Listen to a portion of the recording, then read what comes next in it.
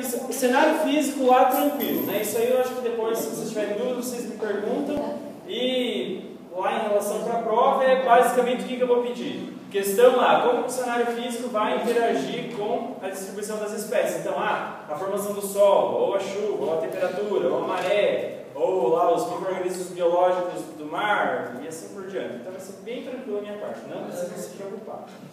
Distribuição individual das espécies. Então, o que vai influenciar a distribuição de cada indivíduo no espaço? Depois, a junção desses indivíduos em comunidades.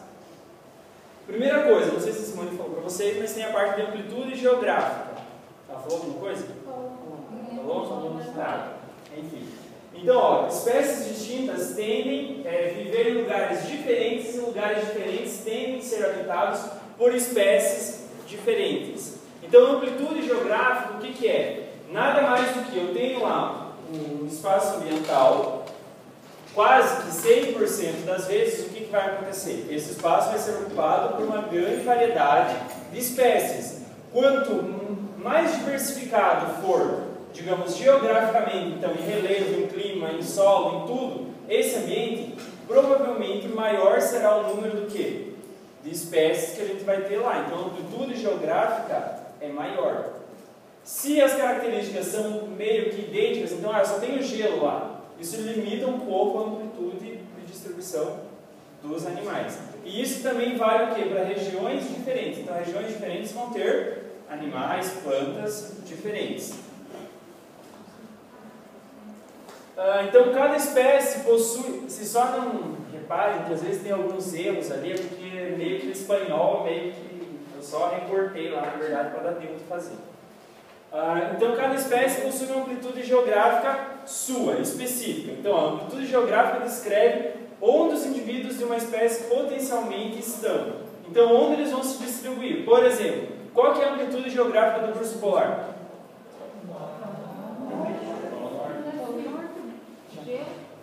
Tá? Gelo. Essa é a amplitude dele, onde tiver gelo. Ah, mas eu tenho urso polar no norte e no sul? Não. Tá? Isso aí.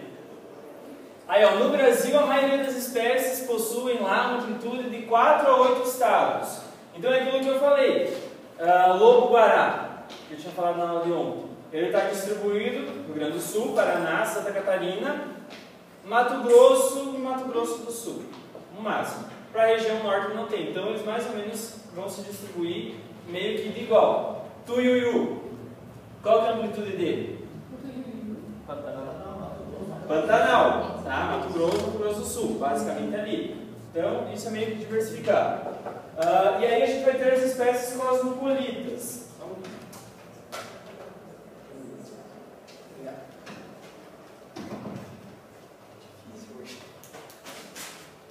As espécies cosmopolitas, então, são exceções porque tem uma distribuição global. Então, quem que pode ser uma espécie cosmopolita?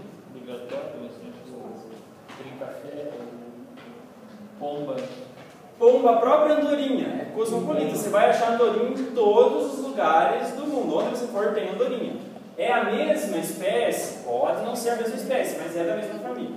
Tá? Em todas as regiões do mundo, é cosmopolita. Ele pode ser um cosmopolita facultativo. Tem boa parte das regiões, mas não tem no globo inteiro. Então a gente diz que é facultativo.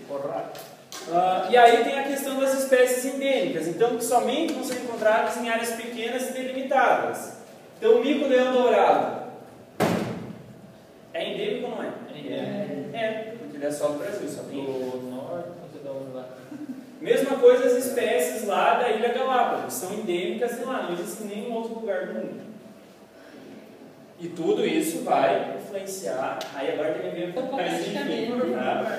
Então aqui, ó, a gente vai ter uma espécie de coiote e uma espécie de raposa vermelha. Os dois vão pertencer ao quê? À mesma família. Só que a amplitude geográfica deles é distinta. Por quê? Olha aqui, se a gente pegar o mesmo mapa, onde que eles estão distribuídos? A amplitude é igual? Não. Quem tem uma amplitude maior de distribuição? A raposa vermelha. Não necessariamente. Por quê?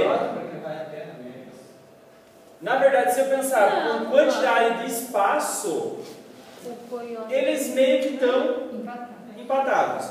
Mas se eu pensar por distribuição, por amplitude, coiote está onde? Digamos, Estados Unidos, México, e aí nas regiões aqui da América Central também. Já a raposa vermelha eu não vou encontrar na América Central, só vai estar na América do Norte, por exemplo. Então a amplitude dela é menor, a distribuição dela é menor. Por que a distribuição dela é menor em relação ao coiote?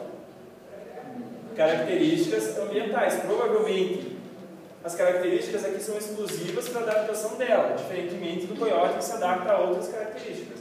Então características lá da América Central e da América do Norte. E aí a gente tem lá as pressões seletivas que vão definir então a distribuição geográfica. Que vai ser o quê? A gente vai ter lá, uma das pressões vai ser a demografia. Então quanto mais indivíduos tiver, o que vai acontecer com a amplitude? Aumenta ou diminui? É uma pressão para aumentar a amplitude ou não? Aumenta. Porque se o espaço está diminuindo, o que vai acontecer? Elas tendem a migrar. Se vamos migrar, a amplitude aumenta. Aí a gente tem lá a pressão metabólica. O que é essa pressão metabólica? Exatamente, porque eles precisam para sobreviver. Tá? Então, por exemplo, lá, eu tinha lá o cervo, que eu tinha falado ontem, o cervo vivia na tundra, mas aí desapareceu o gelo da tundra, os líquens, enfim, a vegetação baixa que ele comia não existe mais. O que aconteceu? É uma pressão metabólica, ele vai ter que encontrar outra região, vai ter que aumentar a amplitude dele para conseguir sobreviver, senão ele vai desaparecer. E aí eu tenho também a questão geográfica. Como que vai alterar? Como que a questão geográfica pode ser uma pressão para a distribuição? Do ambiente ali, vamos supor, questão de acabar a comida deles. Por exemplo, tinha lá também o continente original, não era uma placa só? Quando dividiu em placas continentais, que elas começaram a se separar, eu não fiz essa amplitude se modificar? Ele não ficou numa parte mais extensa do globo? Ficou. Mesma coisa, se eu tenho lá, tinha um tinha uma região de planície, e de repente, do nada, por movimento das placas, abriu um cânion no meio. O que aconteceu com essa espécie única que estava ali? Se dividiu em duas, e provavelmente ela vai aumentar a amplitude dela. Por quê? Para conseguir sobreviver. Então as pressões geográficas interferem nisso. Mesma coisa, curso de rio, mudar o curso do rio vai mudar a amplitude, desmatamento lá, ou uma queimada na floresta, vai mudar a amplitude e assim por diante. Porque em biogeografia a gente não pode pensar só o quê? Só em animais, tem que pensar nos animais e nas plantas em conjunto. Então não esqueçam disso. E aí a gente vai ter os fatores de macroecologia, que é a união de tudo isso. Então, demografia mais a metabólica mais a geográfica. Então tudo isso pode acontecer ao mesmo tempo, e aí vira uma fusarca lá para a distribuição das espécies. E aí, então, em relação à amplitude geográfica e ecológica. Então, geográfica é um conjunto de locais atualmente ocupados. Já ecológica, conjunto de locais com condições apropriadas. Então, por exemplo, lá na geográfica, se há um conjunto ocupado, então vamos dizer assim, o Polo Norte, que é onde tem o quê? O urso polar, ele é uma região geográfica que está ocupada por ele. Mas em relação à região ecológica, quais que são os conjuntos de locais com condições apropriadas para ele? Eu teria só o Polo Norte com condições apropriadas? Não, teria o Polo Sul. Só que, claro, o urso polar não conseguiu, na distribuição individual das espécies, chegar ao outro lado do globo. Por isso que ele não existe no outro polo. Tá? Mas a condição ecológica eu tenho nos dois polos. Mas ele geograficamente vai viver em um só.